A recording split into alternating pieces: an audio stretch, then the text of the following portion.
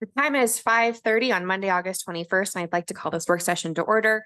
First on our agenda are city updates. So Ms. Solano, please take it away. Thank you, Madam Chair, City Council, and Mayor Grata. Sorry to have a couple of updates this evening, but there's just a couple. First off, just a reminder that next Monday's work session is canceled. So from 5:30 until 7, there's no activity, and the meeting will start at 7 p.m.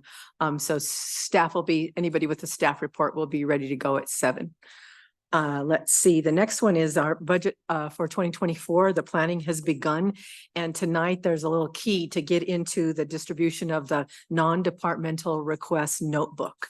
If you could open it up, what you have inside of there is a spreadsheet with a summary of the activity from 2021, actual 2022 and 2023, and then the current year requests for 2024, a percentage difference of increase or decrease from the previous year.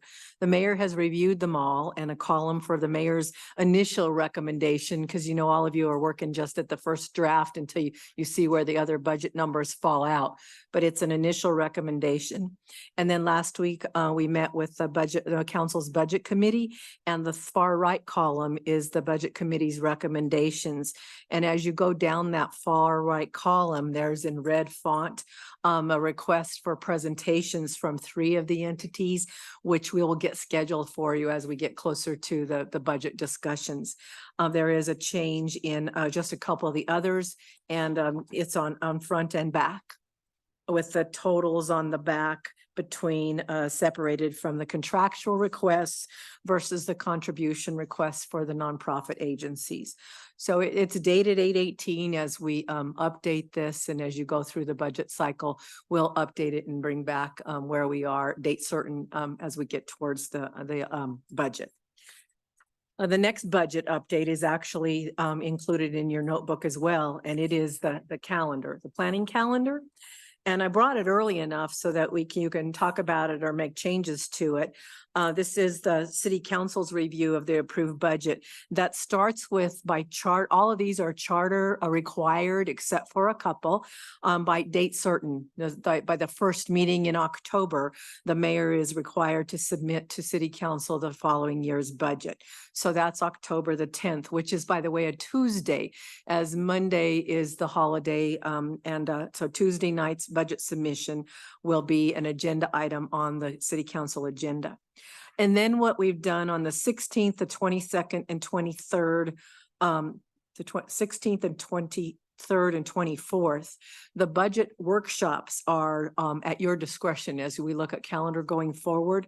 The run required one is by charter on October the 23rd, 2 weeks after the submission of the budget. We're required to have a formal public hearing. So that'll be on the agenda as well and in compliance with charter. And then the charter adoption at the last November the 27th must be completed by the first day of December annually.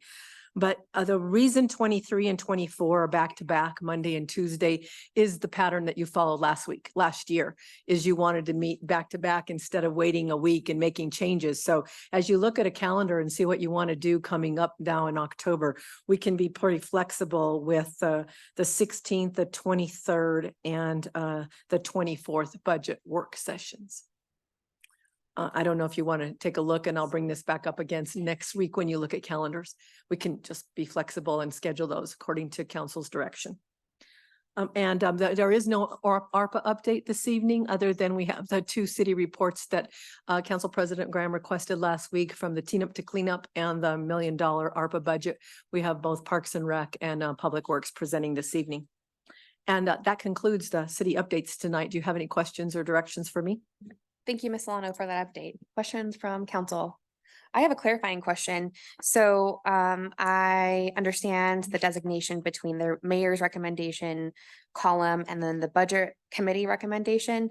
Am I understanding that the budget committee only has 2 agencies that you're recommending at different level of funding? Okay, and then for the presentations, the budget committee also recommended those presentations for work session? Yeah, that's from the chamber. And then human relations stuff would be good to bring up Okay. here. Yeah, the school. And then the zoo operation. And the zoo operation, just because that one was so much higher, so Abby said she would come and present to us. Could we also invite our friends from the Latino Chamber to give a presentation? Yeah, I think they did though, right?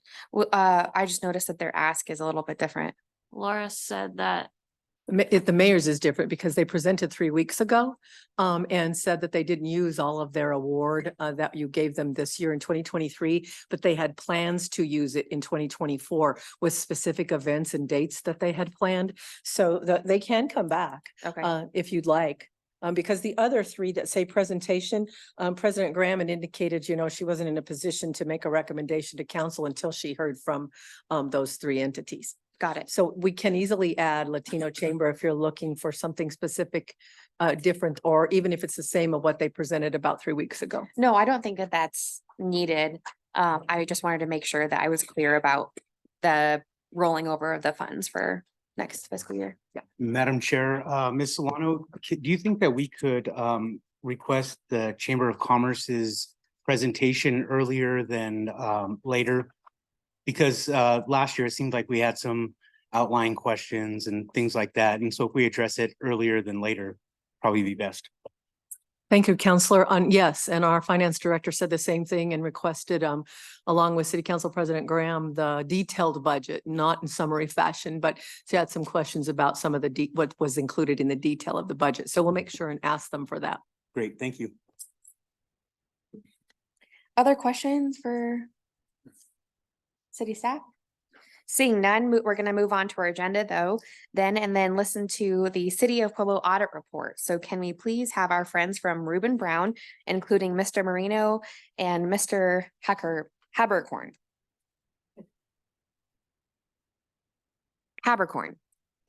Excellent.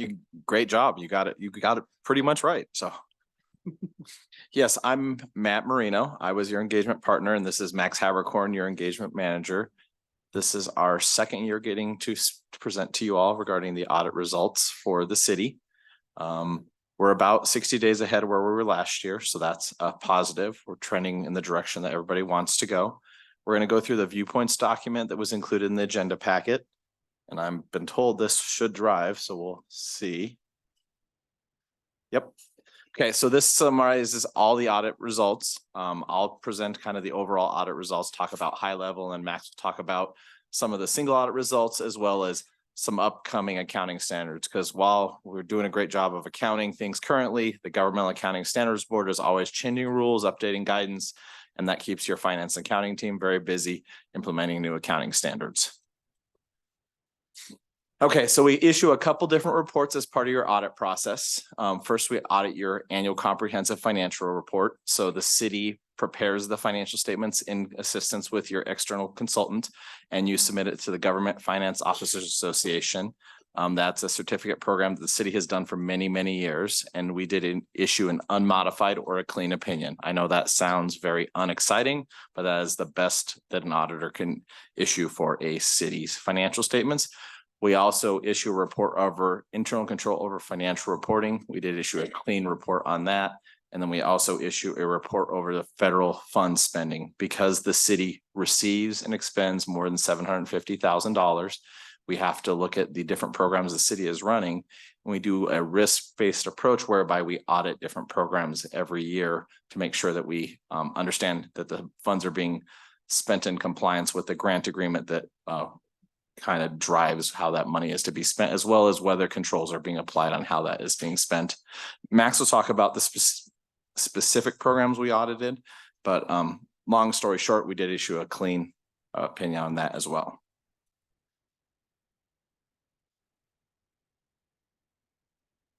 So as part of this, I'm going to let you know some of the different accounting practices and policies that I think are of importance to you. The first one is we did need to implement a new accounting standard. If you don't do governmental accounting, but you do private business accounting, you are probably familiar with the leasing standard that the Financial Accounting Standards Board issued. Well, the Governmental Accounting Standards Board also issued one that was kind of a sister standard whereby If you took accounting back, when I took accounting, there was operating leases and capital leases. That's all gone. How the accounting happens now is all leases go on the books, either as a finance purchase or a liability and a right to use asset. So the city went through the analysis to look at all the agreements that the city enters into, both from a lessee and lessor side. So in some instances, you'll have a liability for the amount of future rent that you would owe, but in some instances, you also have a receivable for the rent that the city would receive over time. And so that standard was implemented. It was not a small task on your city's finance team's part, so they should be applauded for doing a lot of that work. It was not easy. And so they did a great job. We had just some very minor differences in calculation, but I would say a very good implementation. And I know they worked very hard on that. Included in the financial statements are some additional footnote disclosures. The ones I want to highlight as sensitive, just to point out to you, is the pensions footnote. Why is it sensitive? Because included in the pension calculation is actuarial assumptions. The actuaries have to look and say, what's the population of the people participating in the pension? What's the how long are they supposed to live? What kind of benefits are we going to have to pay? What is our investment return? And all that gets calculated to say, are we in a overfunded or underfunded position for pensions? It's just there to kind of give you some context on how that's worked. Also, the leases footnote is something I'd like to highlight to you as well there, as well as the other post-employment benefits, which is kind of like the pensions, where you have an actuary looking at what kind of benefits are we supposed to provide in the future? How much money have we accumulated for it? And how is that going to cost out over time? A lot of discount rates, investment returns, all sorts of things. And so if you look in the footnotes of your annual comprehensive financial report, there's probably 20 pages of disclosures just about the pensions and the OPEB, and then another couple pages about the leases. And then in note 4C, there's commitments and contingencies. What sort of commitments is the city entered into that might be of interest to you? Inherent in every set of financial statements, I kind of touched on a little bit, are estimates. The estimates that are in the city's financial statements are the ones I would expect to see in the city. Your pension estimate, your leases estimate, your other post-employment estimate, and then your depreciation. Those are all things that we would think should be there. We did make sure they were reasonable in our professional opinion based on the evidence that's presented and the nature of the activity that's being entered into. And so nothing exciting to point into you other than let you know they are estimates. They're not an exact calculation.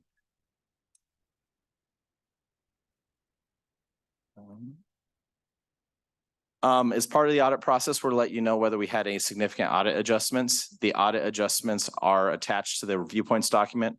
We did have one uncorrected adjustment of about $3,000. $3,000 is clearly not material to a multi-million-dollar budget of a city. So it was just something that we noted because it was big enough that we couldn't just ignore it. We do let management know that we're aware of it, and management concluded and concurred with us that it's not material. Yes. As you just mentioned, significant or insignificant, what would that number be? It would depend on which fund it's in. So some of your funds, like your general fund, is one of your largest funds, and some of your smaller funds might have a different materiality. So we have to go through several different calculations to make sure that we're not affecting the opinion unit that it might relate to. But also, it's not just a quantitative calculation, it's a qualitative thing too. Would that $3,000 change the financial picture of that fund? Would that $3,000 affect a covenant violation? Stuff like that. Just because it may not be large, would it qualitatively change the picture, if that makes sense? That does. Thanks. Other than that, we really didn't have any significant audit adjustments to let you know. Your management team and your external consultants worked very, very hard to make sure that any recommendations we had from prior year were implemented.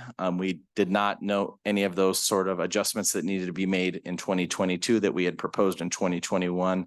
So great work on the part of your finance and accounting team to take the feedback, implement it very rapidly so that it's able to be implemented by the next audit period. So great job. Other part of the communications I'm required to make is we had no disagreements with management. As part of the audit process, management does provide us with a representation letter, which is attached at the back. The representation letter is just like it sounds. When we ask management, did they respond truthfully? Did they give us all the relevant information? Are they aware of anything that we haven't already found, all that good stuff. It's about 3 or 4 pages. It's attached there just so you can see, but it's a standard audit practice that you need to do because as part of the audit, we do dig a lot, but we're also reliant on management providing the information to us. I'm happy to report this year, and I did touch on it a little bit, we had no material weaknesses. So that's good. And we didn't know any significant deficiencies that we need to report to you as well. That's a great job. I know prior year we had a couple of recommendations in that level that we needed to report to you, but your management team worked very hard to get that taken care of. And we didn't note anything with regard to financial reporting or single audit. I'm stealing a little bit of Max's thunder with regard to the single federal expenditures audit, but it's the important thing to point out that your management team worked incredibly hard to make sure that that did not occur.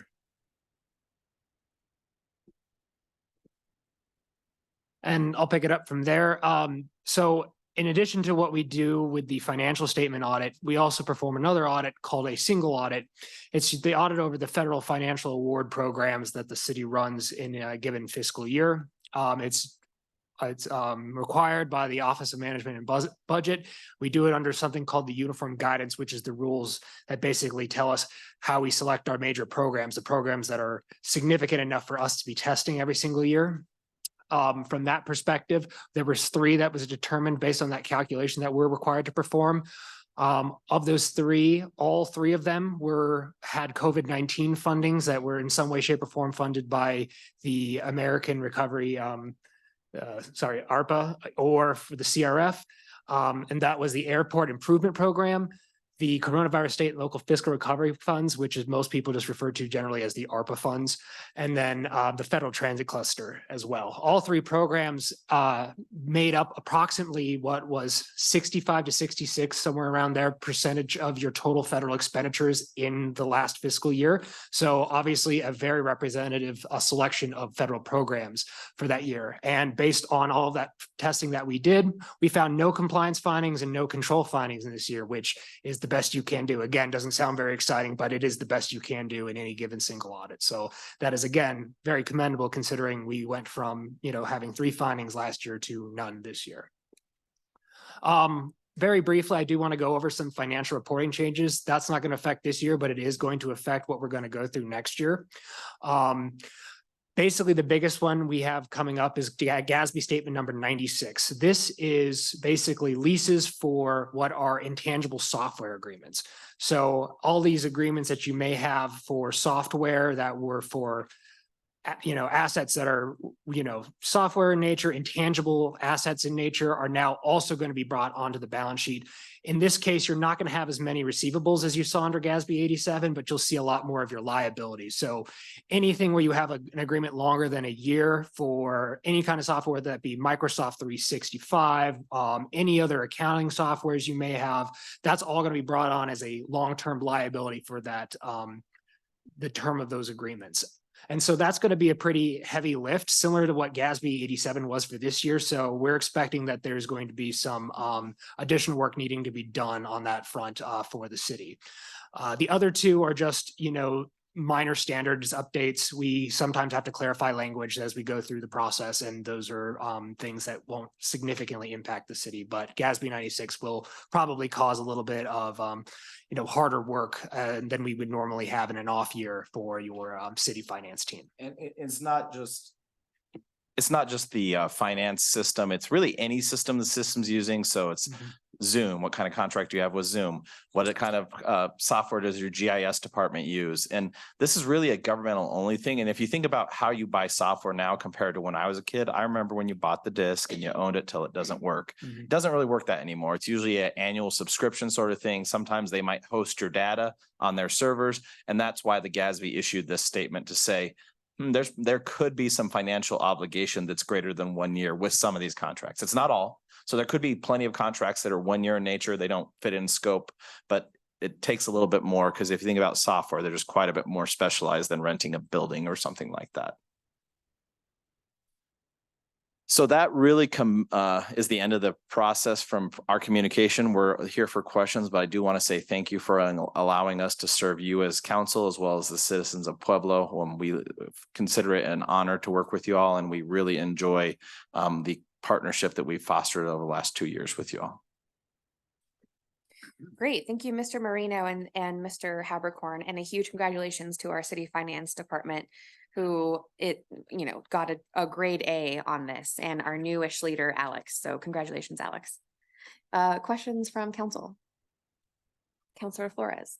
Yes, when you reviewed all of the government money that we received, obviously it was reported correctly and all of that, but there was so many treasury list rules on how you could use it. Did you make a judgment on that issue as to whether or not we used the money and we followed every guideline that the government gave us?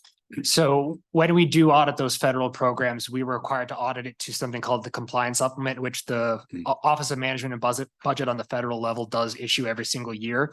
And those include a list of what are called allowable activities. And those are basically what you say, this is what you can use the money for, and we test to those requirements. So yes, in the sample that we tested of those expenditures for each of those programs, we don't test them all. We test a sample of expenditures for each program. When we compared that to what we were required to test for the federal government, there were no issues, no non-compliance noted in that sample tested. And the reason it's a sample is because we're not just testing the expenditures, but we're testing the process on whereby the expenditures get approved. Because yeah, we might select the right 15 that had no problems, but there needs to be a process to make sure that the things that we didn't look at are also right. And so that's why we also have to test controls. And that control could be the program manager has to sign off on the expenditure before it occurs, because they might be familiar with the guidance. And that's why testing the actual expenditure, but the process and how the expenditure happens is very important too.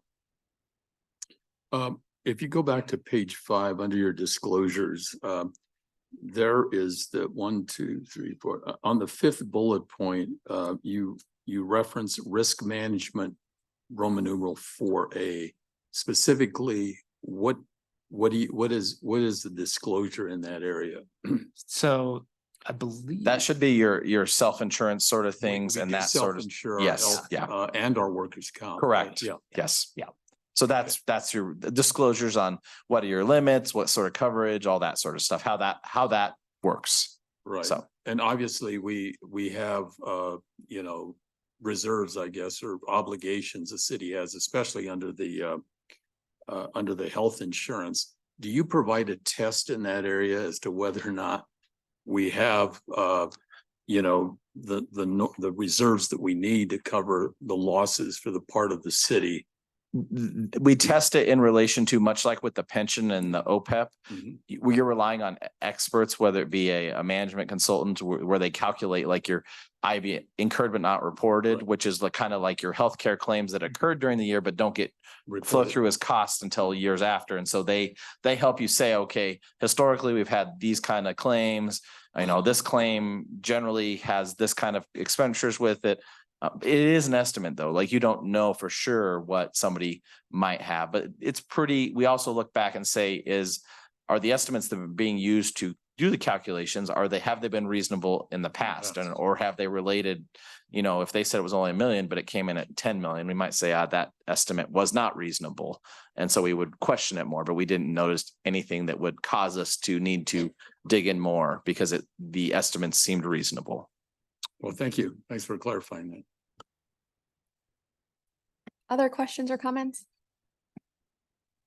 Seeing none, thank you so much for your report of our audit. I appreciate it. And again, congratulations to our finance department. Okay, so I'm going to actually amend the agenda and move the next item to be the Faro camera, because I know that folks have to, be on the road or are busy. So we're going to have our presentation for our Faro camera next. I want to give a huge congratulations to our city staff, including our police department, because this, I believe, was our first congressionally directed spending award that we received in Pueblo. And I think it's just a huge congratulations to our police department and city staff who worked tirelessly on it. And it's awesome that we have an application that's been approved by our local senators, meaning federal senators, Senator Bennett and Senator Hickenlooper, who championed this request at the federal level. And how cool that now we have equipment in PD who is championed by our senators. So thank you, Senator Hickenlooper. Thank you, Senator Bennett, for that. And also congratulations to Sergeant Jessic, who spent a lot of time with this CDS request. And I'm so excited to see it. So whenever you're ready, Sergeant. Okay, I appreciate that. Good evening, everybody. It's going to take us just a second to get the computer plugged in and up and running. We kind of have a two-part presentation. So what we're going to do is go over a PowerPoint, first of all, that kind of outlines where we came from and where we're going. With that, there's a little bit of a demonstration within that. As I begin going through that portion of it, Corporal Alred, who's going to assist me and actually has been through the training and the use of this system already, he will activate the scanner. I'll be honest that the scanner is going to spin and rotate, and it's nothing overly exciting, but the final product that we will show you hopefully grabs your attention and shows you what the capabilities are. What we did is we did come in a couple weeks ago and scanned council chambers so that it's a room that you're all familiar with, and we'll be able to see what the scanner is able to see and what its capabilities are.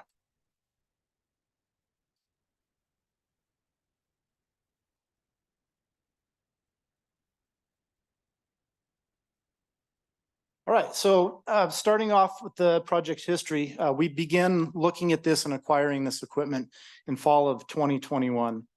Several other agencies, CBI, the Sheriff's Department, and agencies across the country, not just police agencies, do use this equipment for various means. In March of 22, with the assistance of the city Pueblo's Grant and Resource Development Administrator, Luann Martinez, she submitted 2 funding requests for us. One was through the state, the BGA JAG, and then the congressionally directed spending. We did receive awards on both levels. The BGA provided $10,000, of which trained 6 investigators, 1 through the Sheriff's Department and 5 city, which is part of an MOU that you all have seen come across your desks at some point in the past. And then the CDS provided $86,000, which provided all the equipment that comes with the scanner, the tripod, the computer, and a whole host of other items that these guys are using on scenes to measure scenes and document them. And then come October of this year, we will have 7 more that would be put through the training. And it's a 5-day, 40-hour training course in the use of the scanner itself, as well as manipulating some of the software after the fact. So got a little bit ahead of myself there, but this past April is when the first 6 were trained, and then we received the equipment, or it was ordered in June, and then we received the equipment in July, and then again in October. The training for October is already scheduled, and part of the CDS funding is what is paying for that training as well. So kind of the why behind all this, several years back, and even going back as far as a couple of decades back, TV shows, CSI. You know, we are called ID, but we also consider ourselves crime scene investigators. And the CSI effect became a thing in court where now, because there were television shows, whether they were the Hollywood shows or the actual crime shows that talked about real life crimes and those investigations, prosecutors, defense attorneys, judges, juries started demanding more of the forensic side of these investigations and wanting to know what there was and what the capabilities were. So when myself or my detectives go testify in court, there is a higher expectation these days of expert knowledge, if you will. And when we work a crime scene, we typically get 1 shot at that crime scene. Investigators can bring people in, interview them, go through several layers of interviews, and you may get 3 or 4 different stories, but typically we get 1 shot at processing that crime scene and doing that job correctly. So moving forward to today's technology, this is one of those items that's going to help us do that. It accurately documents and measures indoor and outdoor locations and scenes, has the capability to be used on crash scenes, crime scenes, arson scene documentation, and then post-scene reconstructions and animations can also be done with the software within this. So with. Sorry about that. So with the post-scene reconstructions and animations, that's something that this software is kind of new to what we're using in the past. This software will allow us to bring in data from several different sources to create animations. For us in the traffic division, we can, with a crash, we can use the black box that's within a vehicle, get that data from the black box, input it into our software, and then that animation will be at the speeds that vehicle was traveling when it was involved in this collision. It also has the capabilities with our drone unit. Part of our drone unit, we can fly the scene, take pictures from a grid pattern of the scene, and then add it into the scene as well, where it's even more detailed with those aerial photographs as well. One of the other potential uses for it too is pre-event planning, dignitary visits, things of that nature. Having been a former member of the SWAT team, Secret Service, those entities will come in weeks, days ahead of time and view locations on site. This would give us the opportunity to come into, like we did with council chambers, scan a location inside or outside, and then we could forward that data, whether on an SD card or through other means of media, to them, and then they could actually see what it looks like. And here in a few minutes, you'll get that actual view and understand what I'm talking about a little bit more with that. So as Corporal Allred just talked about with the traffic, with crime scene on an indoor scene, the way it was done before up until a couple months ago was we had a list of officers that were on call would come out and literally with tape measures, pencils and sketch pads would rough sketch, as you see, a diagram of that location, take their measurements, and then their measurements would eventually get put into a computer program with some computers that I would have to check out. One of the issues with that is that would take 2 to 3 officers alone just to hold both ends of the tape measure, to draw the sketch, to document those measurements as they're going through the scene. So it was cumbersome, it was labor intensive, it was manpower intensive, and it was time intensive a lot of times. When we would get the outdoor scenes, even if it wasn't a traffic collision, say a shooting in a parking lot, typically we would rely on the traffic division to come out because the equipment that they used to use was more efficient than trying to hand sketch that, but it still was not capability wise even close to what the 3D scanner provides us. So this is the software we were using. So when they would get put into the laptops, this was kind of the finished product, if you will, the 2-dimensional diagrams. And there were a few more bells and whistles that could be added to this, but essentially that's what we could take into a courtroom and be used. From the traffic standpoint, our prior technology was a total station and a prism. This is basically the same technology that you see surveyors use on construction sites. The same thing that it would take several officers to use.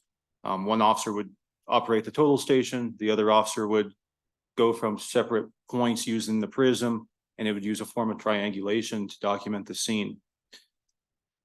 As I mentioned before, it required multiple officers, captured only one point at a time. It used triangulation, and it was very time consuming. This is an example of a collision that we did. That collision there was 268 points that we did. So it took a couple hours for us to do.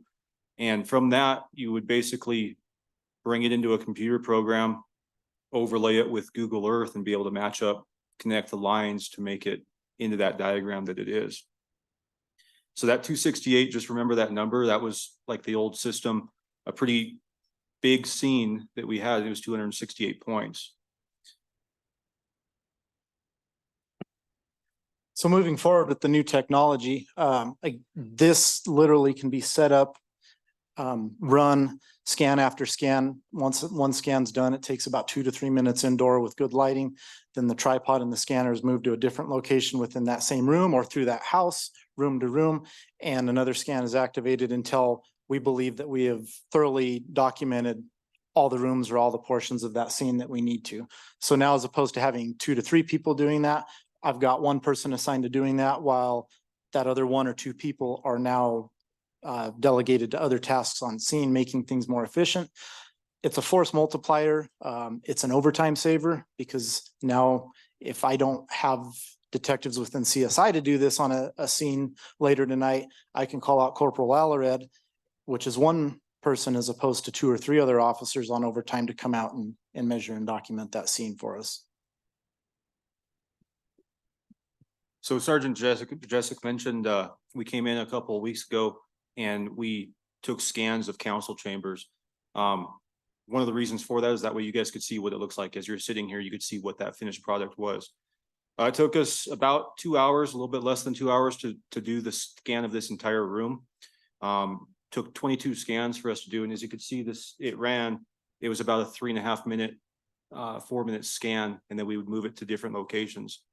The 22 scans that we did of this room, we generated a little over 2.5 billion points compared to the previous crash that we mentioned was 168. Of those scans, the maximum point error, so the point that was at error the most was off by 0.0046 feet. Our mean point error was 0.0029 feet. And that minimum overlap means that when we moved the scanner from position to position, each of those scans, there was 27% overlap between the scans. So we made sure we caught everything within the room to make sure it was as detailed as possible. Here's some still photographs. This is the 3D still photographs that the Faro machine generates. As you can tell, there's some artifacts that are on there that pop up, but for the most part, it looks like a photograph that was taken by somebody with a camera. It takes realistic photos. It allows us to do a walkthrough. And if we can get that to play. It also will allow you to do a 3D animation of the scene. So this is the 3D animation. The blue boxes, that's the Faro machine. So that shows where each of the scans where it was placed. But this allows that we can send this off to an investigator with a DA's office or with another agency, and they can have a live view as they walk through or fly through the scene to see what was there. So part of documenting a crime scene is when my detectives go in initially, first thing we do is overall photographs, and then we used to do video, and then we would put evidence markers down and do another round of photographs. And essentially what we do is we take those photographs in a way that you're trying to tell a story and allowing somebody that wasn't there to walk through that scene and see it as closely as to what we could see it that day. Again, this gives us a much more enhanced ability to do that.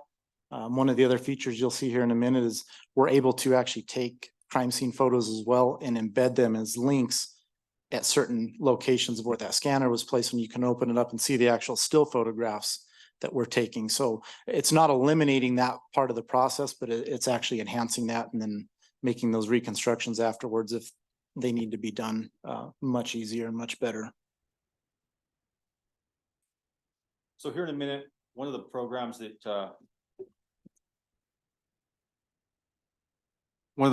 Sergeant Jessic mentioned is called Scene2Go. So the way the software works is once we take these scans, we'll take the SD card into the computer. We are able to build a scene, connect points, document evidence all throughout the scene. We can then, once we're complete, we can create what's called a Scene2Go. And that Scene2Go can be sent via email to any investigator, and it allows them to just sit at their desk and walk through the scene without needing any software. It's a web-based program that they can pull up on any computer and look through the scene as it goes through.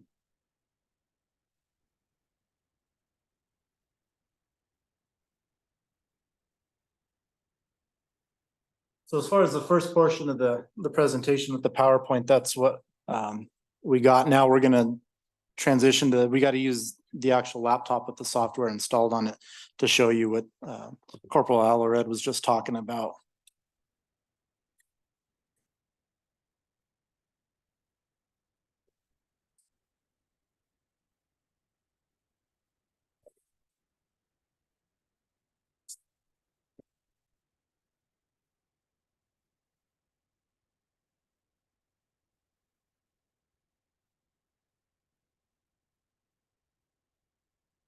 And it did work earlier when we came in and tried it, so give us a minute.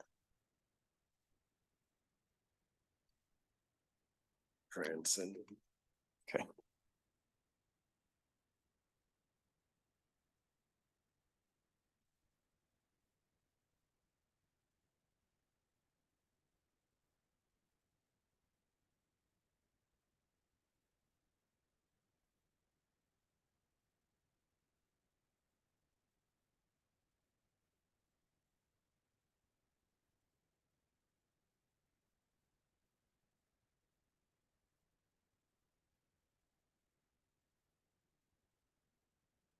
I guess while we're waiting for that, well, let's see. Here we go. If there's any questions, we could answer some of those now and then get to some more later after you see this too, if you got them. Counselor Martinez Ortega. Thank you, Madam Chair. Just a couple of questions. How many folks are trained other than Corporal Alarid? So right now with the PD, we've got 5. And then the one sheriff's department. And then we will have 5 more of our own trained in October. Great. And I think this came up during the audit, but do we pay for an annual subscription for this software? Or Currently what, do we own it? Do we own it, then own it? But- Currently, the software is under a 3-year subscription. And then there is the ability to update that 1 year at a time or 3 years at a time. So the software we have now currently is good till 2026. How long has the Faro system been around, and are there any cases of it misrepresenting a scene or getting like anything like that? I don't know how to explain it well, but are there any instances where the Faro system didn't work? You know, not that I'm aware of. I've known about it for approximately 10 years, but it's one of those things with the technology. Every year it gets better, it gets faster. The one thing about Faro is through their sales and their support and their training staff, they've been great. And we do have the capability is if something's called to question in court, they can and will send one of their experts in to go above and beyond what the officers that are trained in their knowledge base and their certification takes them to. Great, thanks. It's also, I know it's also a system that's used a lot for surveying and construction and like the total station used to be as well, so. So it has multiple applications and yeah, anyway, that's great. Absolutely. Other questions while we're waiting? Counselor Winter? Yeah, this is pretty exciting. This is something I brought up several times before, but given that we do have a real lack in folks in our employment pool, just because of lack of that population, why don't we go with a company that you contract with for just your run-of-the-mill speeding? I mean, it's a contract and they send out a ticket. They kind of move around town. I'm sorry, I guess I'm not understanding the question. You're not aware of that service? This doesn't have anything to do with the FARA. Can you say it again? I didn't. There are companies that you can contract with that take care of just regular speeding for you. Cities contract with them. Denver contracts with them. Companies. Is nobody aware of this? Because I've talked to the chief about this before. This isn't something I'm aware of. You're kidding me. Okay, well, maybe we need to look into it. There's companies out there that they set up in different areas and they have, a speed gun out there and they send you a ticket and they collect a certain percentage of that ticket and then send the rest to the city. So So being that- this isn't a speed gun. I'm This not is talking about that. I'm talking about since you're low on employees and we will be probably until 2040, why haven't we contracted with the company? It doesn't have anything to do with what you're talking about now. I guess the best I can tell you is not a question that I can answer for you. Okay. Other questions? How many, Sergeant Jessic, how many, scans per scene are needed on average? It's scene dependent.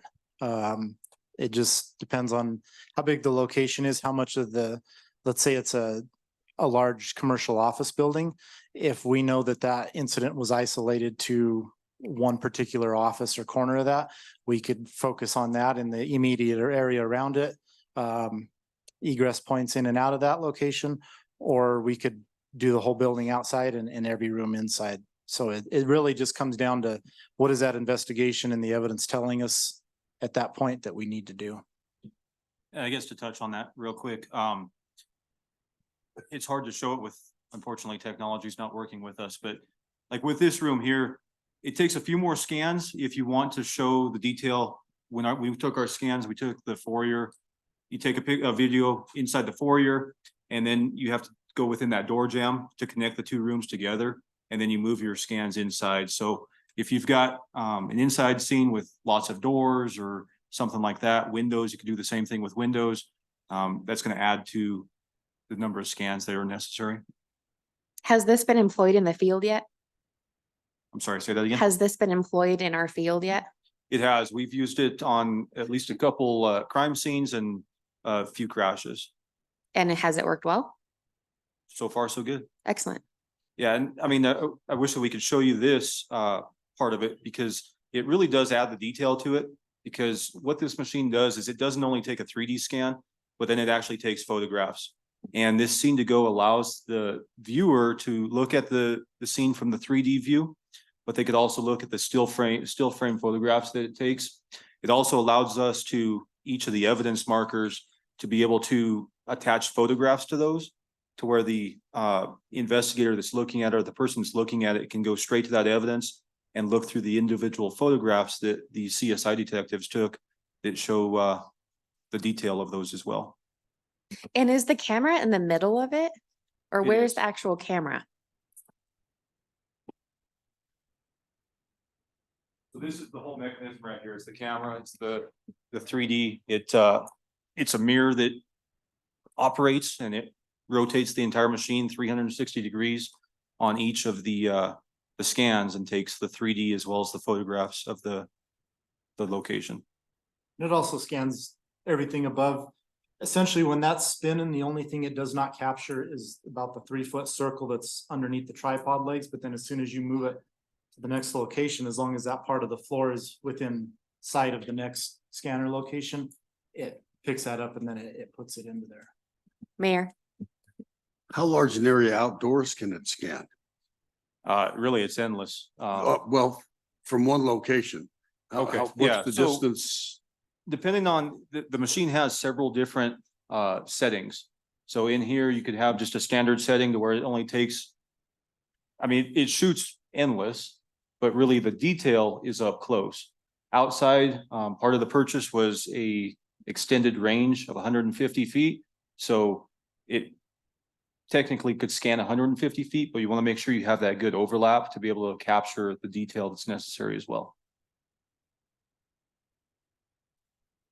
Counselor Graham? Yeah, really cool. And Luann, I see you're on and just good job on successfully writing and obtaining this grant. Being down so many officers, this is obviously going to be very helpful going from a 3-person job to a 1-person job. I'm glad to see that the city progressing with technology that can help everybody out. So thank you. And thank you to our federal delegation also for supplying this. Are we going to get this or no? What a massive bummer. I think it would be really cool. I'm super bummed out. You what? Okay, well, I'm so sorry. In my mind, it's very cool. So I'm just gonna keep replaying that and I appreciate it. It is something that's saved, so if at a later date, it's a matter of coming back and it'd take about, what, 10 minutes to go through that and show you that, but we'll have it. Unfortunately, it's just not gonna play tonight. Counselor Flores? Yeah, and look. This is really fascinating and, but I was looking at the website and it's, it looks like it's used beyond just, in a police department or even fire department. It looks like they're using it too to scan, for kind of engineering issues, whether a bridge is unsafe. I was noticing that they have an application. I'm assuming that there's other equipment besides this, and that, what we have here is, can it be used for other applications within the city? Like looking at, I don't know, I guess the fire department could use it too. And if we have a high rise here in Pueblo, maybe being able to identify the entire building in 3D and allowing the chief and her people in her department to maybe have a better plan of action if there was, say, a fire on a 5th floor or 6th floor, that type of stuff. Absolutely, it does. Let's say that we have a crime scene at a house and we scan the outside of the house and the inside. A lot of that is GPS driven. It's temperature, weather, barometric pressure driven. It's got all those capabilities. So when that final product comes together, not only can we move ground level through the scene, you can actually get a bird's eye view, and there's stuff within the software where you can essentially, within that view, remove the roof of the house and look down into the house, kind of that 2-dimensional look that we were looking at earlier from the older ways of doing this, and still see that. And then just through the drag of a mouse, you can move your way through. So that absolutely would be that, with its accuracy and measurements. Say if you had and I'm not an engineer, but a bridge was starting to shift and was off a couple inches from where it should be, I'm sure that it would be more than enough, accuracy to be able to handle something like that as well. The real estate, the real estate industry, I think they use this kind of scanning when they're trying to sell a house. They actually give you what's called a dollhouse look, where they're looking straight down, showing everything as though the roof had been taken off. And you can see, all the various rooms. It's pretty fascinating stuff. The closest thing I can equate it to is Google Earth Street View, when you're able to pan. That's essentially what it does, but then you can use all the other manipulation points within the software to lay measurement lines, to do bloodstain analysis reconstruction, shooting reconstruction, accident crush reconstructions. And it's going to be super, super accurate down to the, a fraction of an inch or a millimeter. So. Thank you very much. It was a great presentation. Counselor Winter? Okay, so I'm back on this, these companies that do photo enforcement. Chief, I've asked you about this before. Is there some reason that we don't contract with these companies, Reflex, American Traffic Solution, et cetera? I mean, Denver does this, and it costs the city no money at all. 0 employers, et cetera. Those systems have to be manned by a person that it can testify in court as to the traffic violation. They really are totally different than this thing that I we're know talking about that, here yeah. today. I made that clear. The American Traffic Solutions, I don't know if that is the name of the company anymore. That used to be the name of the company that does our red light cameras. Mhm. We had looked at those in the past. There is a movement, and has been for several years, to try to get both traffic, those cameras you're talking about and the red light cameras. I don't want to say made illegal, but they want to, there's been a movement for the last, when I was in the traffic unit, the last 10, 15 years, where each year in the legislature, they've tried to pass state statutes that would prohibit the use of those systems. To be quite honest with you, there's a number of other things that I'm focused on right now within the organization, trying to handle those. And that has not risen to the level of drawing my attention. Okay. How heavy is the camera? Just as the last question. It's the camera itself on top's probably about 5 to 7 pounds, and the tripod's fairly heavy too, so it's a fairly stable system. Okay. Excellent. Other questions about the Faro camera?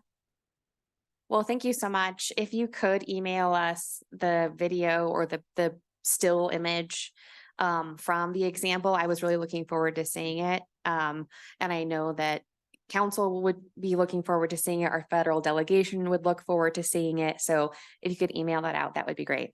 Okay, Absolutely. we can do that. Thank you, Corporal Alarid, and thank you, Sergeant Jessic, and thank you to Senator Hickenlooper and Senator Bennett for providing us this cool technology. We're truly living in 2023. Okay, moving on our agenda. We're going to go back up and hear from our ARPA update from Colorado Legal Services. So can I have Miss Gale to the podium?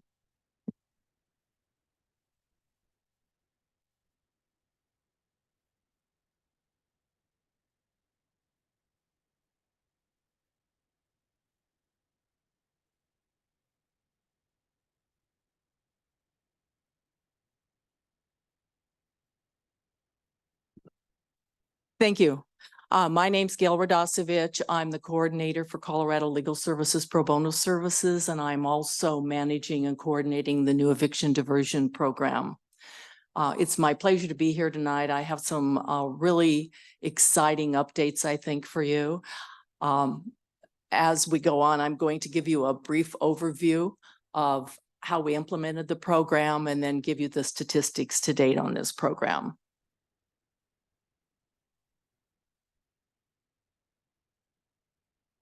So eviction, what we know about eviction.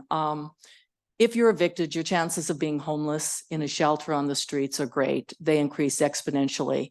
It not only affects your housing, but your job future, your future earning potential, mental health. And what we found that was really interesting when we did the research and needs assessment, it really impacts the ability of children to learn. Children from an evicted family fall behind, and a year later, they're also behind.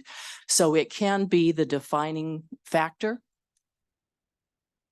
in someone's life. We know this to be true, and it's also short-term and long-term impact to our community.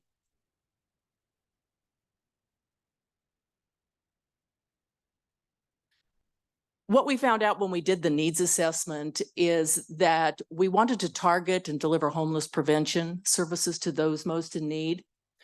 But we also knew that it was a fragmented system of delivery, that there were different agencies out there providing different sources of eviction prevention, but it wasn't a coordinated effort.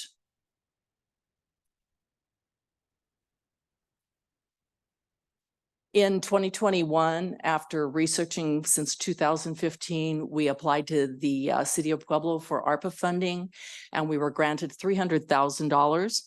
That put our first component in place, which was an attorney. Then we applied to the Eviction Legal Defense Fund. We received that grant, and we put the second attorney in place. With that, it wasn't hard. We had our vision. We wanted to enhance the integration of our community services to prevent eviction and homelessness. But we had a model. We had been researching models nationwide. We picked a Kalamazoo, Michigan model. They had a 5-year track record. They had a holistic wraparound service. And so with that, we were able to launch and pilot the eviction diversion program. We formed a partnership with Colorado Legal Services, the Pueblo County Department of Human Services, and the City of Pueblo. And then we worked in collaboration with our court, the 10th JD, the Access to Justice Committee of the 10th, and the Pueblo County Bar Association. The first point of interest in what we did was we had to be on site. We knew we had to be accessible to those who needed eviction prevention. So we worked with the Chief Judge Eiler at that time. She gave us a room right outside the courtroom. We moved in our equipment, printing supplies, other supplies, signs. With that, we also started putting up the signs downstairs with the clerk. We have an agreement that they'll send what you see, that flyer out with the summons. So when people received a summons for eviction, they knew that they could make contact with us.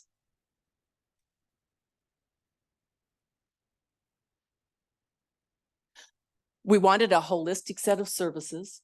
We knew that this worked. We'd looked at other programs nationwide, and we knew we wanted a wraparound service. We knew that there was eviction, but there were root causes of eviction, and we wanted to really provide services to stop the eviction, but to actually look how they got there, where they were today, and maybe give them a path forward.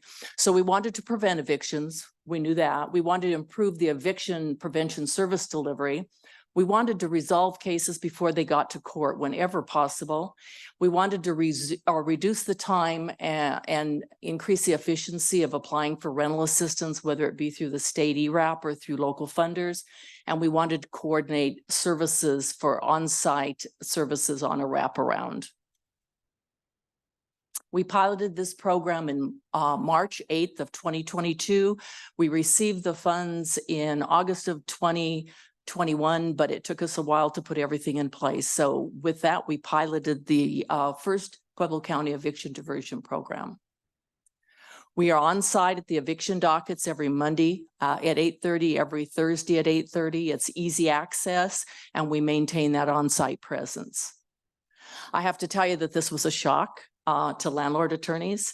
They were really used to calling in, running 20 or 30 cases in 15 minutes, as many families were evicted.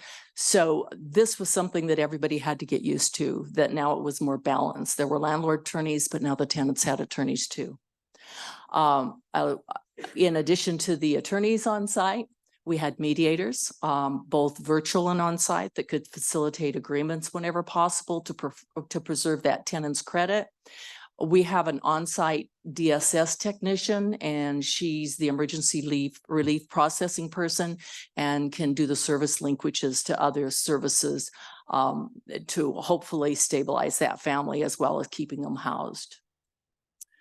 We have rental assistance through the Colorado Emergency Rental Assistance Program known as ERAP. We have also some CSBG funding.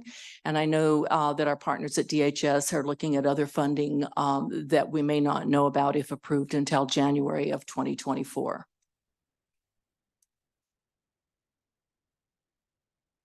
In 2023, evictions are up in the state of Colorado by 32%. We find that true in Pueblo. We knew that because evictions were up, we had to start looking at measured outcomes. So we did all of this. We're screening.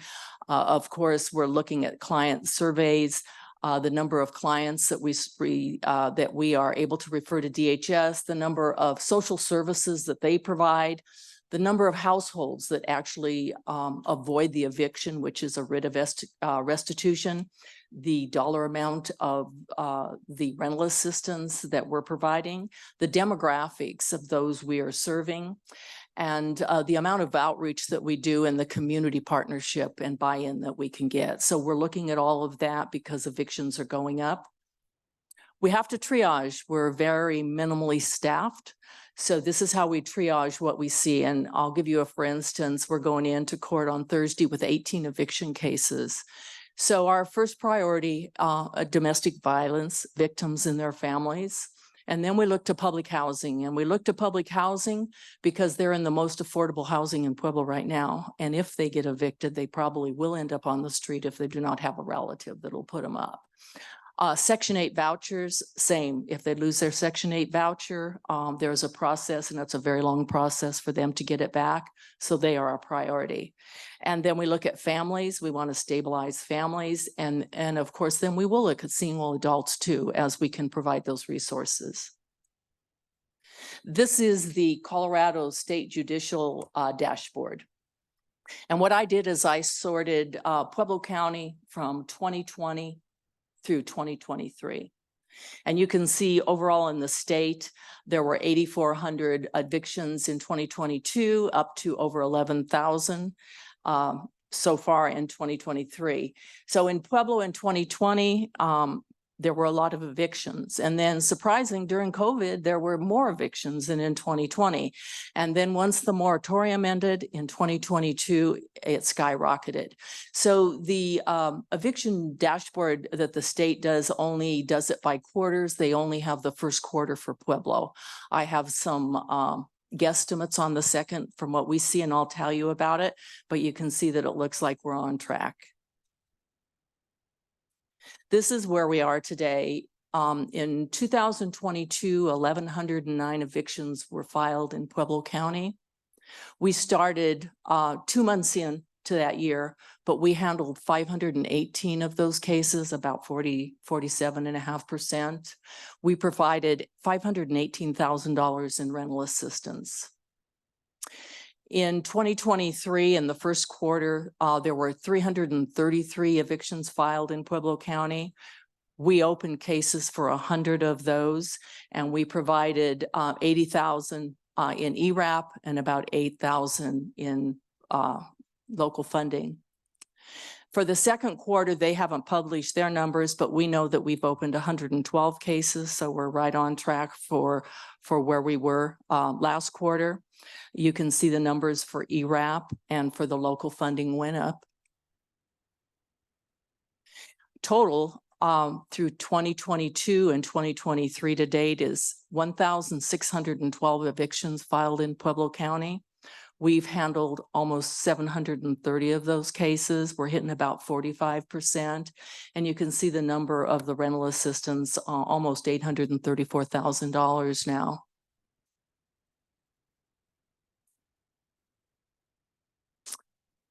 I think this is a program that Pueblo can be proud of, that the city of Pueblo stepped up to make possible. There were 4 programs chosen by the Treasury report in the fourth quarter, and this program was one of the 4.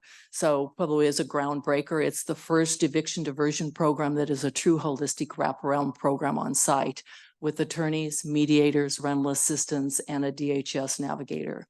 The 4th JD in Denver has got a grant. They're going to try to implement their own eviction diversion program. Over the course of a year and a half, I've talked to about 25 judges statewide. Everybody's interested, but Pueblo actually put it in place.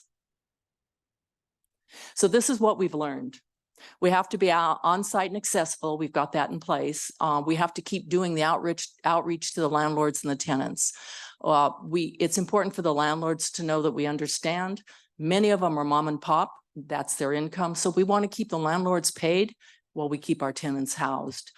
We know that mediation works. We'd like to do more of it. The court doesn't do a lot of mediation, but with the numbers we have, we're encouraged that maybe the court will start mandating more mediation.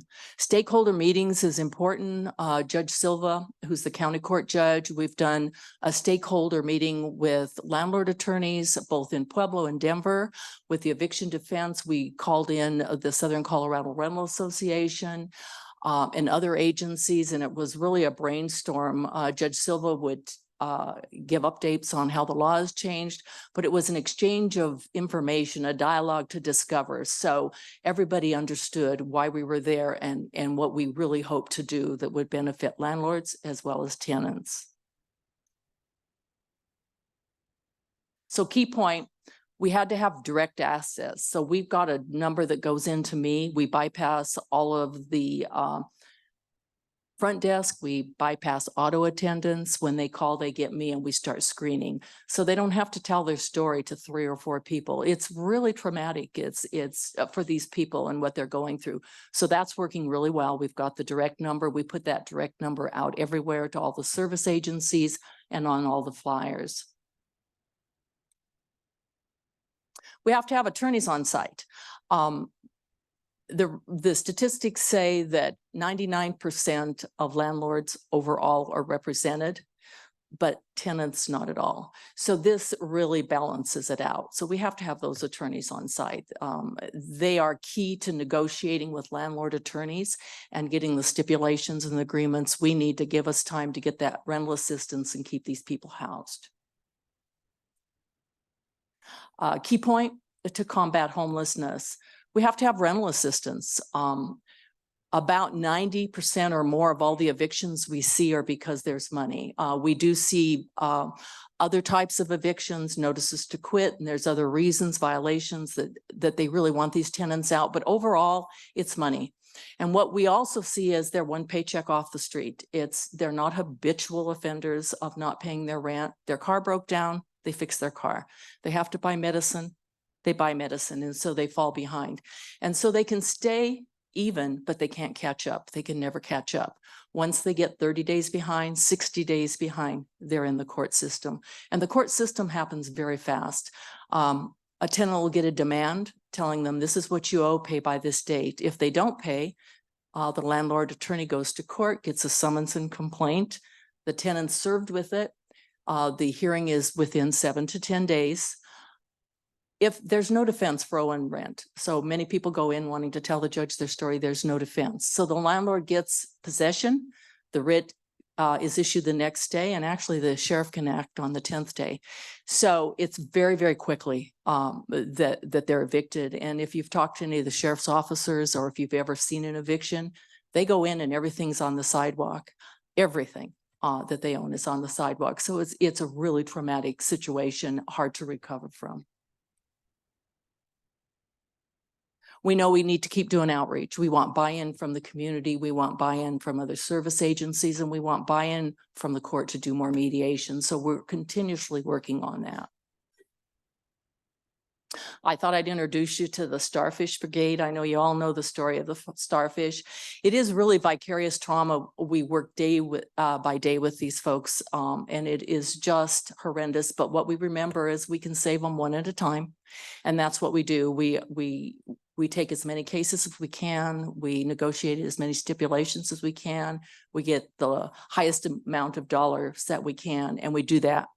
And so with this, I know that there's a lot of numbers, but I just wanted to quickly put a face on some of these numbers. We helped a single mother with a 17-year-old daughter, and a month and a half later, we saw her back in the eviction docket. Big disappointment. But when we talked to her, we found out that she had gone to CDL school. And in that month and a half that she didn't pay the rent, she has a CDL license now. She has a job at $25 an hour. So we worked to bring another resource in. We got an agreement. She's housed, and her 17-year-old daughter was working 2 jobs. So now she can become a senior at Centennial, and she can focus on her education. So that's a real success story. Sometimes it isn't what it appears that they're back in court. We can usually find that there's a reason. A senior a month ago in housing, chemotherapy, was going to be evicted. She could pay the rent, but she couldn't catch up. And so you can't do chemotherapy on the street. We worked out that. She's housed and she's doing well. So another story that's really compelling, a single mother, her husband died of COVID. 3 months later, she lost her oldest son to suicide, and she had 2 younger children in the home. So what we knew is we had to keep them housed for all the reasons that we talked about. So we were able to get her rental assistance, get her on her feet.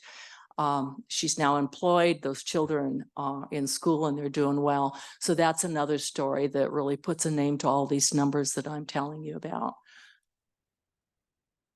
And then truly, we know that decent housing should be a given in this country, and we're not quite there yet.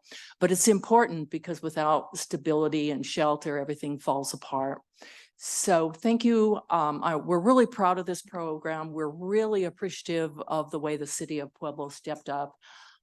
We tell that to everybody that we work with. KRDO Channel 13 came in this morning and they did something. I haven't seen it. I hope they did a good job. But the word's out there, and the more that happens, the more people we reach.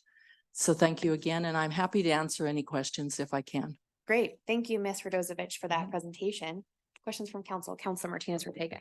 Thank you, Madam Chair, and thank you, Mr. Radosevich, for your work and coming to us to present. I just have a couple of quick questions. Right offhand, do you know the average the average amount of rental assistance needed, just the rent needed for those 513 families, just like roughly? Is it like $1,500, $2,000? So it's going up. So if they're public housing, it's not as much. If they get 1 or 2 months behind, it's probably less than $1,000 in most cases.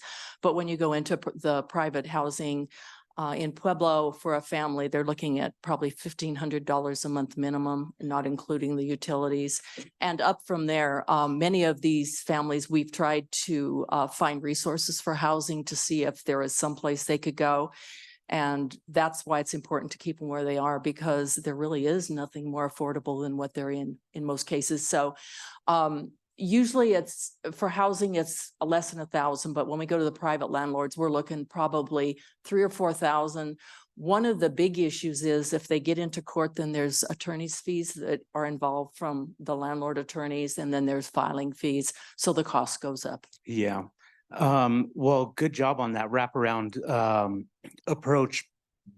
Because I think it was probably evidence-based, an evidence-based approach with the wraparound services needed, because it's not just rent, as you're saying. Sometimes it's a number of other factors. And do you know, I guess in the county, the city, it's most needed. The rental assistance program is most needed here, or the eviction, excuse me, assistance program is needed here in the city most. Do you know from your demographics that have been collected, whereabouts maybe the most of it is being needed? Yes, and I could sort that for you, but east side, west side, Bessemer. you know, the four Yeah. quadrants, Bessemer. We do see zip code 8106 and also 8107. We're seeing a lot of those now too, Oh, okay. Thank you but so not much. near as what we see in the four quadrants of the city of Pueblo. Yeah, and thank you again for everything that you're doing for these families and those folks. Thank you. Other questions? Counselor Winter? Hi, thanks for that report. I just have a comment. You know, so many times it seems like money never goes to the people that really need it. And I mean, I'm just happy that you're really successful with this, and I just thank you. Thank you, Councilor. Thank you so much. Other questions? Counselor Atencio? Yeah, thank you, Gail. You're doing a lot for a lot of people, so you're doing more than most. Thank you. Thank you. Appreciate that. There's more we can do. And the needle never ends, but we're starting to make progress. And speaking of more, are you out of our ARPA funds? So your ARPA funds really put the attorney in place. And so that was a 3-year grant. Same with our other attorney. We're struggling for rental assistance at the local level. And the big difference, if we have local rental assistance available, we can help people before they get to court. Right now, the states changed their guidelines and they will not let us submit an application unless there's a summons. So as that COVID money winds down, they believe it's imminent need only. So they'll only take applications from people who are already in the court process. So if with local funding, we can take it on a demand. We can actually try to stipulate to catch them up. There's no attorney's fees and it's a much lesser amount. And does the 3-year grant end? So we got it in August of 2021. Okay. Counselor Winter? I just had a question. Do you solicit donations from the public? We haven't. Have you thought about doing that? No, There's a lot of really generous people in town. there are. Mm. There are. That's a great point. And I'll put it on the radar for sure. Okay, seeing no other questions, thank you so much, Gail, for that presentation. Definitely great work. Okay, appreciate the time. Thank you. Okay, last on our agenda, I see Mr. Sexton is coming up. And Mr. Hayes. And Miss Barbara. For a presentation regarding Team Up to Cleanup. Good evening. As you can see, I'm not Stephen Meyer. He was unavailable this evening, so I stepped in. Barb's here to help with the presentation, and Andrew is going to give a brief update on the revenue replacement part of the program.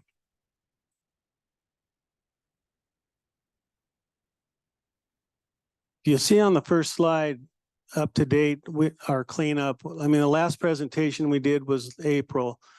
And we've over doubled what we did in April. And I can see, you know, what the averages are going up. You know, this report is probably just a couple weeks old. So it's more like the beginning of August. So it looks like we're probably going to be going over a lot of those averages by the time at the end of the year. But the 15,000 needles really got my attention, and Barb can attest that it's an ongoing thing with them as well as the shopping carts. So and most of the cleanup, as you can see by the slides, when we get into the slides, but the location, the major part of the cleanup has been on Dillon. A lot of it, the 27th and Dillon, 26th and Dillon. So she's been spending a lot of time. As you can see, she's picked up over 78 tons just in that area alone. And again, we averaged about 140 tons. And I can let Barb kind of talk about these slides because she was there on hand and she can kind of give you a little more information. But this was at 25th and Dillon in May. 9 shopping carts, 27 tires, 82 needles, and 1.74 tons of trash. You have any comments on that? So this one in particular, it took us approximately 3 days to get this one area cleaned up. And it's just scattered random trash that's out there. A lot of it was, some was illegal dumping, furniture, couches, things like that right there. But and some of it we could clean up today and come back tomorrow to go to another area and it'd be filled again. So. Yeah, the picture on the right is the after picture. So they did a great job cleaning that area up. Again, we stay on Dillon. This is 23rd and Dillon. This was in July. Again, there's another before and after photo. 125 shopping carts, 350 needles, 12 tires, and over 2 tons of trash. This one was deeper into the woods. So it's like everywhere you stepped was like, what do I want to say? It felt like you were going to fall in because it was just trash on top of trash on top of trash. So at the end of the day, we had a whole area that was all the shopping carts. We had to get all of those out. And then once we got down to the ground, getting this trash out. That's why we came out with over 2 tons of trash. And, you know, most people down there are like, well, let's just bury it. Let's cover it up. And it's like, all that's going to do is when the river comes up again, it's just going to grab it and take it down. So I feel that it's better to get it down to the ground. That way we know it's clean, you know, so. This next photo is 13th Street Bridge, the west side of the Fountain Creek. This again was in July. 15 carts, 220 needles, 100 used needles, tires, hot tubs, pallets, bathtubs, furniture, and just almost a ton of trash as well. And there's again a before and after photo. Actually, I think we got over a ton of trash there. Mhm. This was a big, huge compound type place. They had pallets, they had beds, they had a dog pen, because this one had like 6 dogs down there. They had, everything was just chaos. And, you know, for the most part, you know, we did pull out a couple of bathtubs, a couple of couches, beds, mattresses, and everything. But there again, like I said, I believe that it's better to get it down to the ground clean. You know, that way the river can't come up and take more stuff down, you know, because that's just going to create more problems later on. This next photo is an illegal dumping at 26th and Dillon. That's not uncommon for Barb to be picking up furniture at most of her cleanup sites. But as you can see with this one, this is where we place the barricades right there. And as you can see, they've put it on the outside of the barricade and then they drag some of it onto the inside of the barricade. I want to say that I have someone down there that keeps wanting to mess with me. And they just keep bringing it there and trying to put it on the other side now. So, but I'll keep cleaning it up. Behind Walmart, Fountain Creek, again, this is in late July. You can see the issue with the carts that we end up picking up on a regular basis. So with this particular site, we picked up roughly 600 carts down there. A lot of them were, I mean, they were just all over the place. But these people were told just to bring them to one site, which this was one of the sites. And we took trailerfuls. Our trailer can hold 40 carts. And we took, I want to say, 11 trailers full of carts out of there. Again, this is behind Walmart on Fountain Creek. This is in early August, before and after. So this particular site is interesting to me because this was 2 weeks ago when we did this one. And we were back there again today, having to redo the same thing. If you were to see the pictures that I took today, they're pretty much identical to this. And it seems to be, this is right at the entrance of going into where the camps are back behind Walmart. I mean, you don't get any further than the gate and you run right into this particular spot. But there again, my after pictures today look like the after pictures 2 weeks ago. Again, we have some more illegal dumping. I think the tire picture is a lot of the tires that were pulled out of the river bottom. Those were pulled out at this is all located down there off of 13th, where you're going into the levee. So the tires were part of the levee where it's right before you get up the ramp and it's in the little creek there. So these were washed up and, you know, that's what we pulled out there. We pulled out 22 tires that day. Now, this is a brief slide on our grand total, where we're at right now with the budget. We've got remaining funds of over 700,000 remaining. We plan on keep hitting it hard daily. I think Barb and her team have been doing a great job. It's a tough job. It's a tough job back there. So we appreciate her. We like it. At this time, I'd like to bring Andrew up and he Oh, could give can- the, Can I ask a question? she wants to ask a question. So at this time, I'd like to ask, is there any place that you guys would like me to look at working or going to, or anything you can think of? I mean, There's Did you a, see how quick we were all Yeah. were to there's a, I think you guys have already cleaned it up once, but it's back. I noticed it when I was walking on the levee under Main Street Bridge. There's several tents. It's several people living down there. It's Yeah, we're- right behind Steel and Iron. yeah, we're gonna get that probably this week. Great, thank you. Macaulay Avenue, or Macaulay Avenue exit, off I-25. I think you've I was worked working on. on that today. Yeah, actually. yeah, I was gonna say, I think you guys have started doing that, but State Fair time, everybody's Mhm. gonna be around there, all that stuff. Mhm. Thank you. Oh, and Barb, very good job. Thank you. Great job. Thank Yeah, you. you're doing a heck of a job. Thank you. Damson and Portland, that's a mess again, Again, because we just did Damson and, just a few weeks ago. yeah, I Yeah. mean, like last week, I want to say, Yeah. but yeah, I'll get back out there. Do you think you have all the proper equipment you need?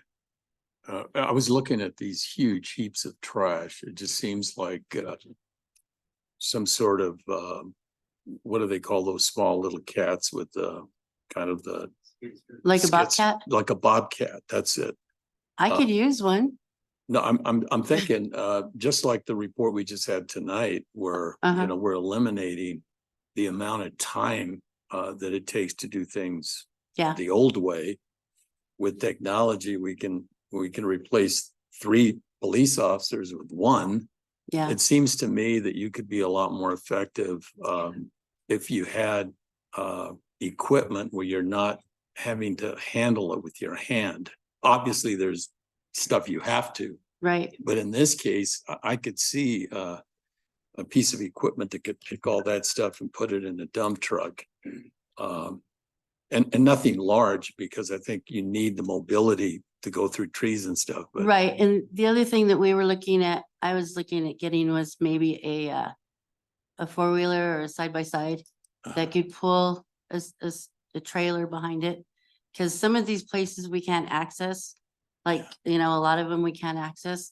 So if we could have something that could maneuver down there, have a trailer, that would bring it out a lot easier, a lot better.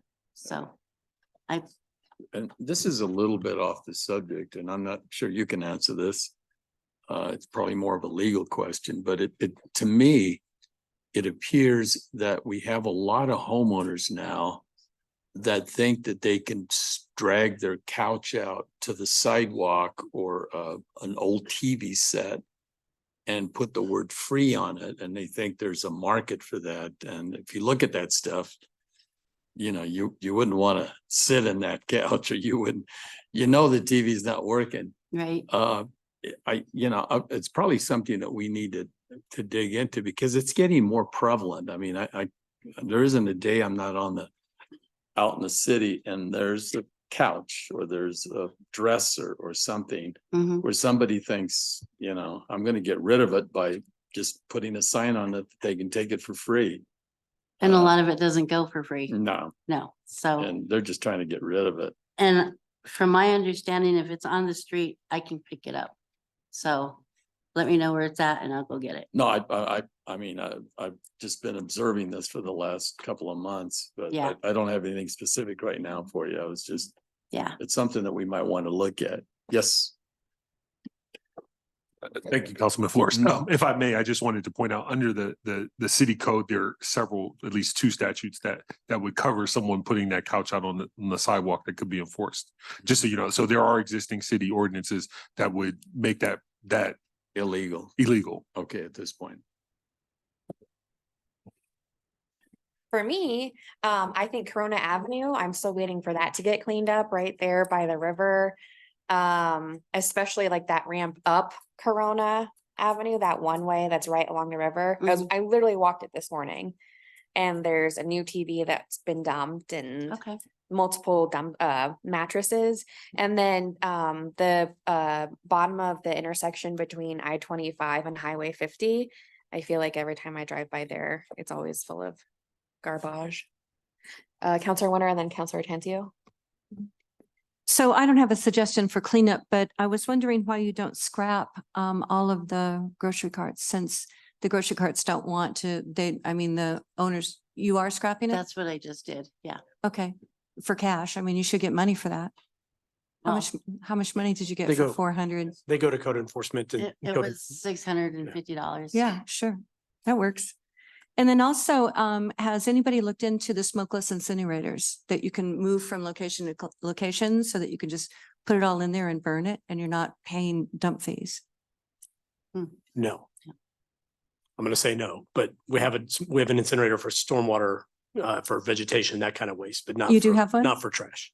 Not for trash. And generally speaking, to burn trash, you need an EPA license to do that. So we have not looked into that. Can't you get a license for smokeless? I don't know that it's gonna be worth the difference in tipping fees. The city gets a pretty generous rate for tipping fees when we take trash to the landfill. Sure. So it's likely not to be worth the trade-off. for that Okay, particular gotcha. thing. Yeah. All right, thanks.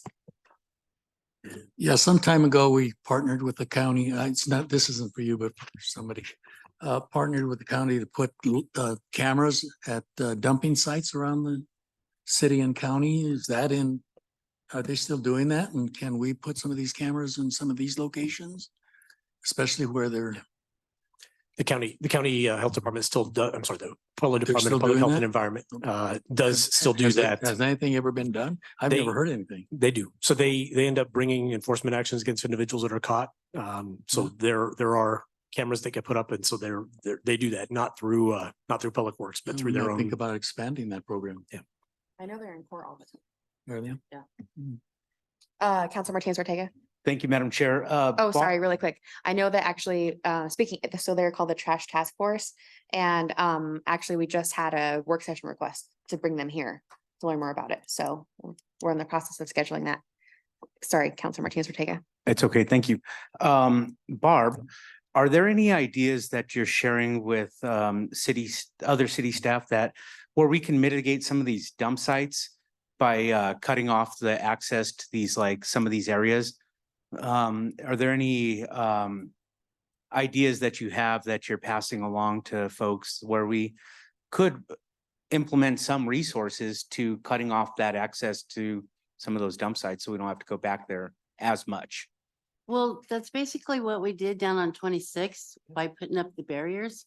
So we now know that there's no cars getting in there. There's no motor homes, there's no anything. So if there is a camp in there now, it's by somebody walking in. You know, it's just, it's really been helpful now. I think today or tomorrow, they're putting up the steel gate. So it's really been helpful there. Once we get, you know, behind Dillon or behind Walmart, that'll be cleared too. The other area that I want to try to get to, but I'm having trouble to, is right there behind the shooting range and all of that, because it's on the other side of the tracks. Mhm. And even down under A Street, the A Street Bridge, I can't get down there because it's a large camp. And, you know, further down it is too, but I can't get across the railroad tracks with my trucks. So I'm trying to, you know, work with the railroad people to see if we can make something like a bridge, allow me such amount of time to get down there, get them out, and then get it cleaned up. Mhm. But at this point, I can't get over those tracks. Well, definitely feel free to share some of those suggestions that you may have very freely. Don't keep those in, because if we can mitigate some of this extra cleanup, then, I mean, we have more than enough to clean up, let alone more Right. in similar spots. Last question is, was that hot tub in working condition? Do you still have it? No to both questions. Dang it. Okay, thanks. Uh-huh. All right, Mr. Hayes. We'll take the next slide, please. So you have two different accounts that are providing resources for cleanup activities. And so this particular account was originally funded out of the revenue replacement part of the ARPA funds, and it originally was budgeted with 300,000. We have so far expended 116,000. We have $3,000 of encumbrances out there. We still have $180,000. And so this is the pot from which we fund citywide cleanup events, our pop-up cleanups. Sometimes there's targeted cleanups that we're assisting with, and then we're buying trash bags and supplies and other things as well. The barriers that you saw there in the gate came out of this particular pot of funds as well. So anytime there's opportunities to support a cleanup activity from the public works end, this is the source that we're coming to.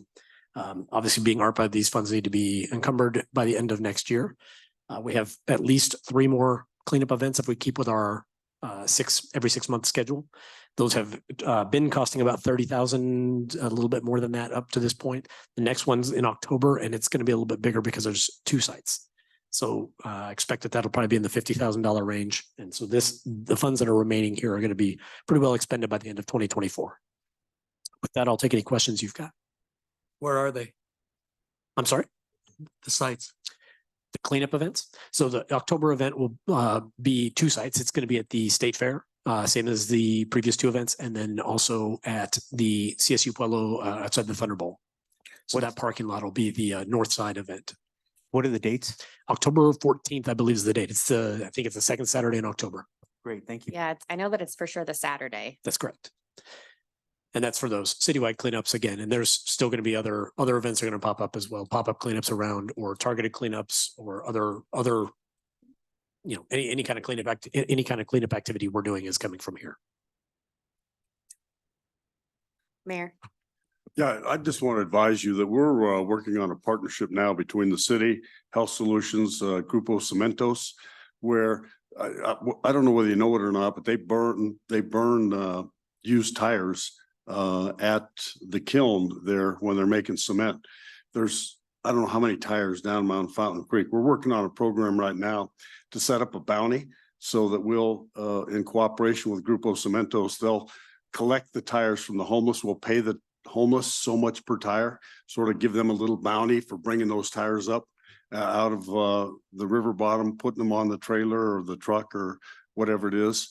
And then Grupo Cementos will take them, they'll have them ground up, they'll be shipped back down for fuel there. So we're working on that. We've had one meeting on it, and we expect that sometime this fall, we'll have one day when that will happen, when we'll be at a particular place and we'll pay homeless people to bring those tires up and get them out of the river bottom. So just wanted to update you on that.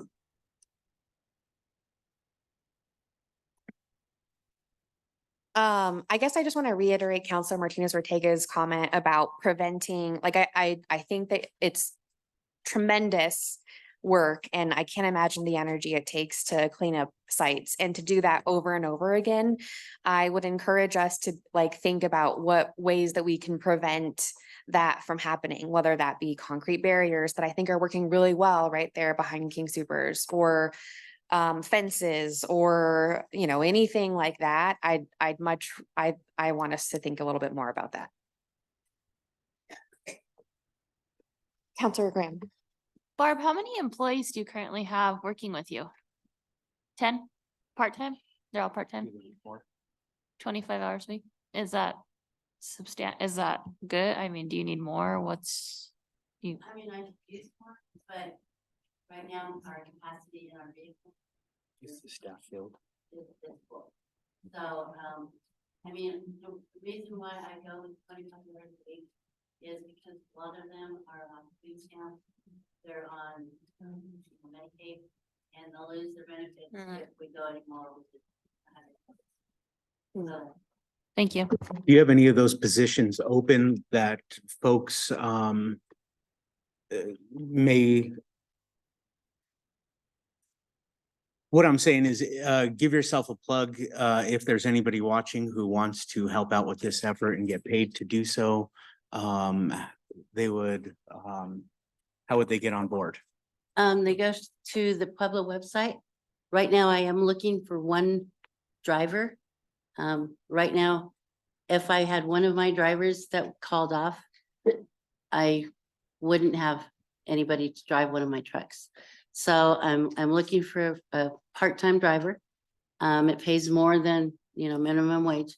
And the only thing is they'd have to pass a background check and a drug test and, you know, be able to drive a truck. But yeah, that's what I'm looking for right So now. you're down one on your team, one driver on your team. Yes, Great. Thanks, Barb. Again, thank you so much for all the work that you do. you're welcome.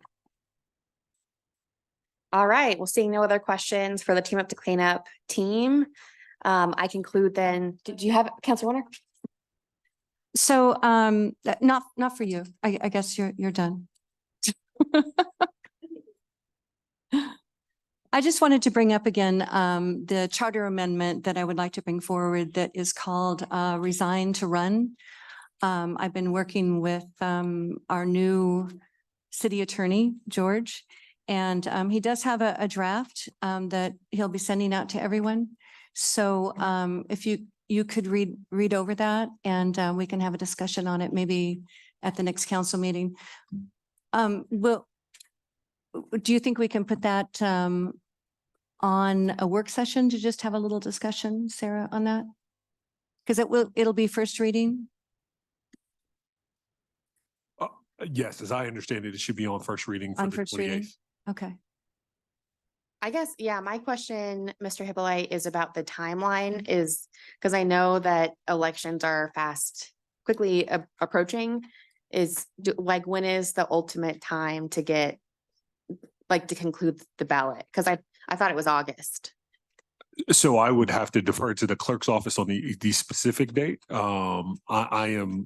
I can tell you from a council perspective, if it would go on first reading on the 28th, it would be passed on the 11th. I'm going to have to defer to the clerk's office.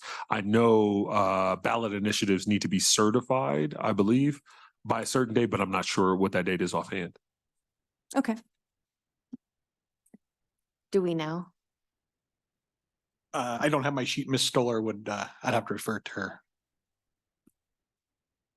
But we can get you that information. Other questions or comments? then? No, that's all. Thanks. Seeing none, I can, Ms. Lano? If you'd like to add it to a work session, it'd have to be, I think, the first Monday in September. It's got a loaded agenda with the Real-Time Crime Center. And I don't think others, I don't have it now in front of me either, but that we can sneak in, a 10-minute discussion. Yeah, if you just wanna like put it- 10 minutes. That would And be the time, because otherwise we'd hit first, it is on first reading on the 28th, and we don't have a work session next Monday. So it'd have to be the first week in September. yeah. And So then second reading on the If they look 11th. for it in their email and you can read through it, and if you have any questions, we can bring that up during the work session. Shouldn't we have a work session before first reading? It doesn't make sense to have first reading and then. have a We've work done that session. before. We've had a work session and voted on the same day. We've done that before. So under your procedures in the charter, you do not have to. Everything asked backwards. Yeah, do we have time then to have a work session on it September 5th? And then first reading would be September 11th? I don't think that timeline works. It is anticipated that first reading would be on the 28th. Now, what council could do if council decides to do this is pull it off the consent agenda and have a formal discussion without a public meeting at the city council meeting on the 28th. And then follow up with the work session.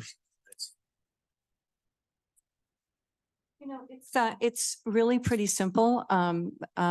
We could have probably talked about it right now, actually, but it's really not going to take long. You'll be able to read through it. It's pretty short when you receive it on email. So, It's probably better if we read through it and then talk. well, you're going to get it on email. Yeah, but we shouldn't have a discussion on it now if we haven't. I'm just saying it would have taken this much time is all I Gotcha. was saying. I don't mean right now.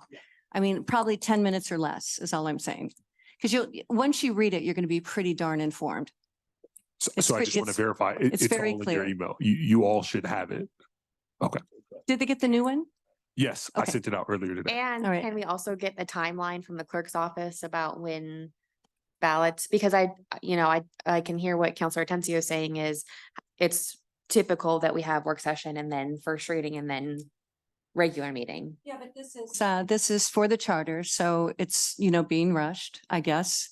We have had a little work session and voted the same day. That's happened before. But if you just don't want it on there, you can say so. But I would really like to see it on there and have a discussion. Like I said, once you read through it, it's going to answer. It's very simple. And then I'll get some more information for you as well on cities that have done it. Questions or comments? Seeing none, then I conclude this work session at 7:18 PM.